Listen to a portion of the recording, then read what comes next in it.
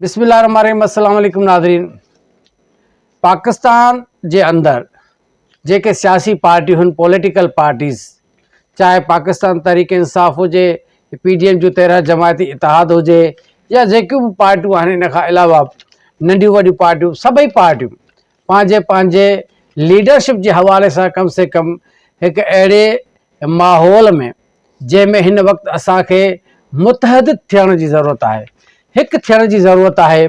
ऐं असांखे पूरी दुनिया जे अंदरि यानी इंटरनेशनल कम्यूनिटी जे अंदरि जेका इज़त ऐं फ़ोक़ियत हासिलु आहे त पाकिस्तानी क़ौम हिकु लिखियलु पढ़ियलु क़ौम, तहज़ीब याफ़्ता ऐं सुलझियल क़ौम आहे।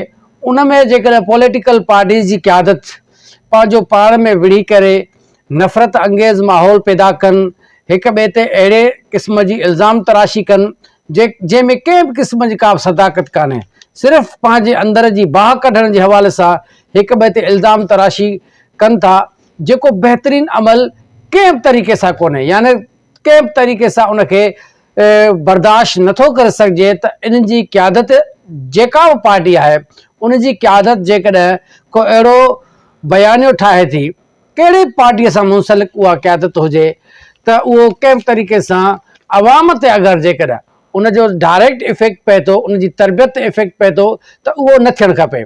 उन खां अलावा उहा ई क़यादत जेका पंहिंजो पाण अहिड़े किने माहौल में, गंदे माहौल में, गंदे बयानीअ में, यानी हिक ॿिए ते घटि वधि ॻाल्हाइण जे हवाले सां मुलवस हुजनि, त उन्हनि जो सपोर्टर्स बि ओड़ी लाइन सां ई हलंदो ऐं उहो बि ॿिए पार्टीअ जे वर्कर्स खे, जेको बि उन्हनि सां कम्यूनिटी जे अंदरि, जेको बि उन इलाइक़े जे अंदरि जेका कम्यूनिटी हूंदी, कंहिं ॿी पार्टीअ जी सपोर्टर्स हूंदा, वोटर्स हूंदा, चाह कंदड़ प्यार कंदड़ हूंदा, उन्हनि खे अहिड़े तरीक़े सां वेढ़ायो वेंदो, इन बयान जे हवाले सां नफ़रत फैलाई वेंदी, यानी उन्हनि सां साड़ ऐं हसद जे हवाले सां हिकिड़ो माहौल पैदा थींदो, जेको मां सम्झां थो त इहो सदियुनि ताईं इहो गंद जारी रहंदो ऐं कंहिं बि तरीक़े सां असांजे मुल्क जे लाइ बहितर अमल कोन्हे। ऐं इन सां वॾे में वॾो जेको नुक़सानु थो थिए उहो असांजे इदारनि ते थो थिए, चाहे जुडिशरी हुजे, चाहे पाकिस्तान जी अफ़वाज हुजे, या कहिड़े तरीक़े सां का इदारे सां मुंसलिक जेकॾहिं आहे क़यादत, उहा बि इफेक्ट थी थिए त पाकिस्तानी क़ौम जंहिंसां एतिरो मुहबत कनि था उहे इदारा, चाहे पाकिस्तानी फ़ौज हुजे, अदालती निज़ाम हुजे, FIA हुजे, एंटी करप्शन हुजे, नेब हुजे, पुलिस हुजे, या पाकिस्तान पार्लियामेंट हुजे, सभु इदारा पाकिस्तान जे क़ौम सां ई मुंसलिक आहिनि। पाकिस्तान जे टैक्स ते उन्हनि सभिनी इदारनि जो वहिंवार आहे ऐं ज़िंदा हुजणु आहे, ऐं पाकिस्तानी क़ौम जो हिकु हुजण ई पाकिस्तान जी बका आहे, पाकिस्तान इदारनि जी बका आहे। इन करे मुंहिंजी राय जे मूजिबि जेका नफ़रत अंगेज़ माहौल आहे, उन ते सभ खां पहिरियों सभई पॉलिटिकल पार्टीज़ पाण बि ऐं पंहिंजे सपोर्टर्स जे हवाले सां हिकिड़ो बयान या जनरल जारी हुजणु खपे त असांखे कंहिं बि तरीक़े सां कंहिंजी बि इज़त खे मजरूह न करणु खपे, कंहिंजे बि इज़त में हथु विझणु न खपे, कंहिंखे बि अहिड़े क़िस्म जे गंदे अल्फाज़नि सां सॾणु न खपे, यानी कंहिंजो बि इज़त भरियो माहौल जेको आहे उहो ख़राबु न करणु खपे, कंहिंजे बि चादर चौधीवारी जे हवाले सां उनजो तक़दुस पायमाल न हुजणु खपे।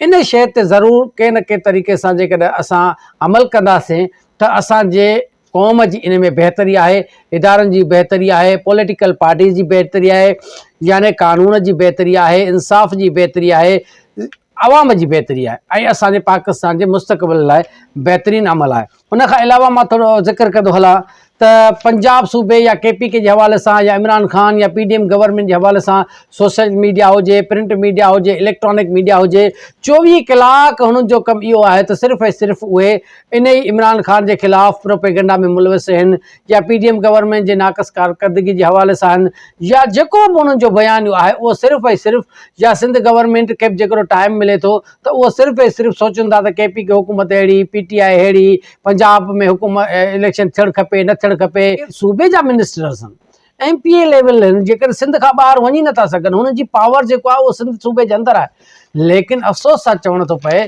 त रोज़ानो अख़बारियूं, सोशल मीडिया, प्रिंट मीडिया या जेके इलेक्ट्रॉनिक मीडिया, वो बार बार सिंध जे अफेयर्स जे हवाले सां जेकॾहिं हलाइनि था, सिंध भरी पई आहे तबाहीअ में, सिंध भरी पई आहे नुक़सान में, सिंध भरी पई आहे मसइलनि में, सिंध भरी पई आहे सूरनि में। लेकिन पाकिस्तान पीपल्स पार्टी हुजे, GDA वारा हुजनि, जेके पाण खे वॾा अकाबर ऐं दलेर ऐं चवनि था त असां जहिड़ी का सियासत केरु करे ई कोन थो, सिंध जे अवाम जी कंहिं बि तरीक़े सां कंहिंखे बि का परवाह कान्हे का। सिंध जे अवाम खे जेका सिंधी 5000 साल पुराणी तहज़ीब आहे, सिंध 5000 साल पुराणी तहज़ीब जी मालिक आहे, उन तहज़ीब जे मारवड़नि सां, उन तहज़ीब जे मासूम मारवड़नि सां, शरीफ़ ऐं पुराणी जेके ज़िंदा दिल क़ौम सां जहिड़े तरीक़े सां हशर कयो थो वञे, छा उन ते बि कॾहिं पाकिस्तान पीपल्स पार्टी या GDA वारनि या सिविल सोसाइटी या प्रिंट मीडिया, इलेक्ट्रॉनिक मीडिया जे उन्हनि मसइलनि के जेके ज़िक्र थियनि था उन्हनि ते कंहिं सोचियो आहे? या पाकिस्तान पीपल्स पार्टी के, MQM के, या जेके बि पार्टियूं आहिनि, उहे या इमरान ख़ान सां मुंसलिक हुजनि, GDA सां मुंसलिक हुजनि, कंहिं बि MP MNA खटियल हारायल वज़ीर मिनिस्टरनि या कंहिं माण्हू सोचियो आहे त सिंध जे माण्हुनि सां कहिड़ो हशर आहे? सिंध जे माण्हुनि जो को आवाज़ कंहिं ॿुधो आहे?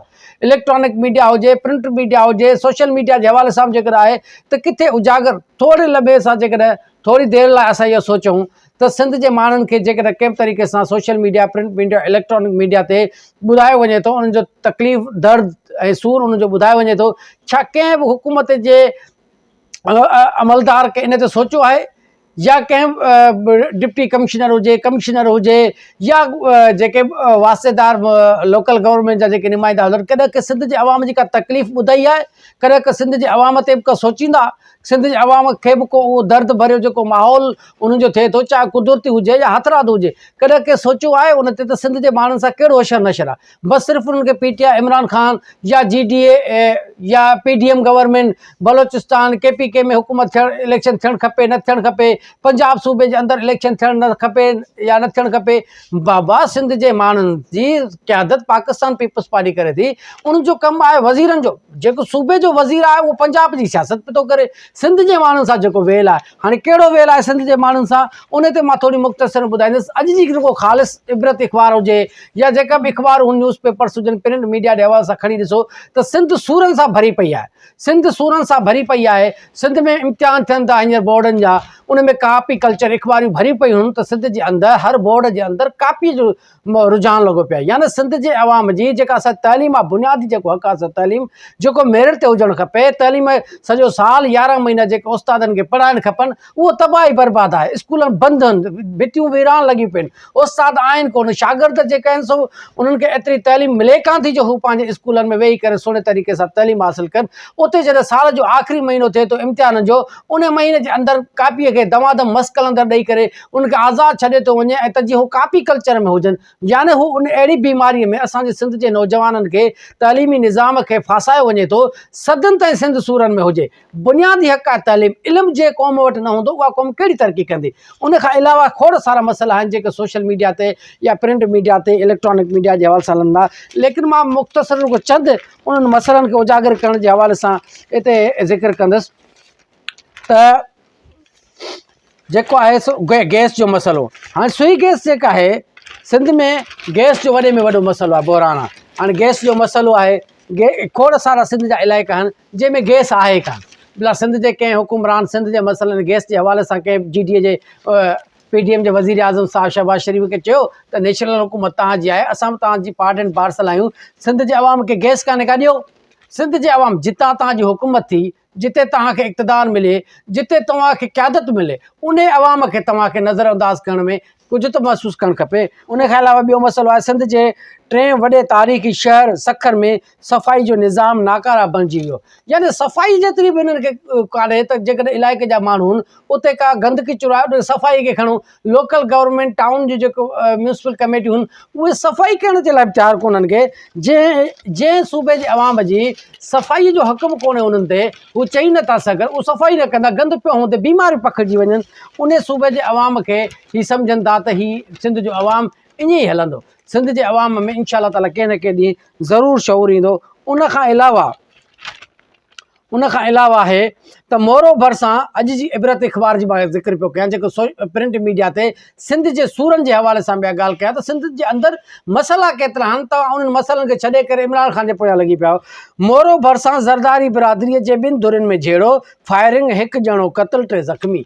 हाणे इहे अहिड़ा मसइला, इहे छाजे करे मसइला था थियनि? क़बाइली मसइला, ज़ात परस्ती जे बुनियाद ते मसइला, ज़मीनी तकरारनि ते मसइला, रिश्तेदारनि ते खून रेज़िन ते मसइला।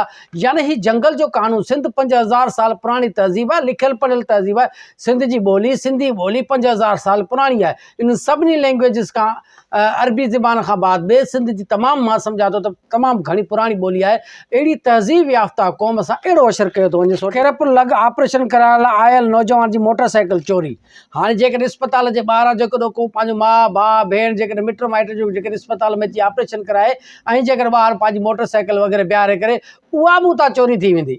यानी अॻिलो हू वीचारो पंहिंजे तकलीफ़ में, पंहिंजे हेल्थ जे मसइले जे हवाले सां पंहिंजे रिश्तेदार खे, पंहिंजे अमड़ भाउ भेण खे खणी अचे त सिंध जे अंदरि मोटरसाइकिल बि केरु कोन छॾींदो। हाणे अहिड़े लॉ एंड ऑर्डर सिचुएशन आहे, पुलिस जी नाक़स कारकर्दगी।